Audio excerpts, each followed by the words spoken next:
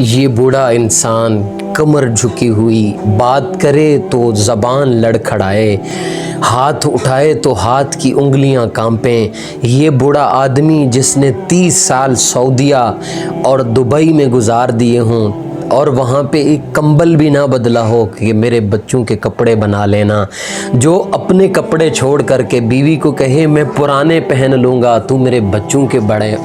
بچوں کے نئے بنا دے۔ یہ آدمی کہ جس نے اپنی ساری جوانی اپنے بچوں کی خاطر لگا دی ہو، یہ وہ بوڑھا شخص کہ جس نے کہا کہ ساری زندگی میں نے تیری خاطر گزاری، سارا کچھ میں نے تیرے لیے کیا، کہ جس نے اپنا سب کچھ اپنے بچوں کے خاطر قربان کر دیا، جو آج اگر بچوں کی اپنے نوجوانوں کی محفل میں بیٹھے تو بچے کہیں ان کو پتہ نہیں کیا ہو گیا ہے کہ یہ نوجوانوں کی جو ہے نا جی محفل میں بیٹھ کے ٹانگیں اڑاتے ہیں۔ یہ جب آج بیٹھ جائے، یہ جب آج اپنے بچوں سے کوئی بات کرے تو بچے کہیں کہ اس کو تو پتہ ہی نہیں ہے، تو پھر اس باپ پر بڑی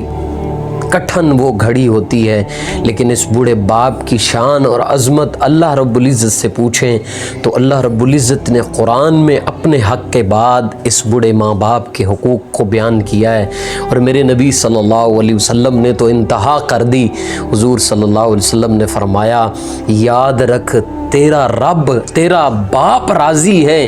تو سمجھ تیرا خدا راضی ہے، اگر تیرا باپ ناراض ہے تو سمجھ تیرا اللہ ہی ناراض ہے۔ اور فرمایا باپ تو جنت کا دروازہ ہے، جس دروازے سے تو نے گزر کر جانا ہے، تو باپ کو راضی کر لے، سمجھ جنت تیری ہو گئی ہے۔ اس لیے اس بوڑھے باپ کو بوڑھا آدمی نہ سمجھو، اس کو سمجھو کہ یہ جنت کا دروازہ ہے۔ اللہ ہمیں اپنے والدین کی عزت قدر کرنے کی توفیق عطا فرمائے۔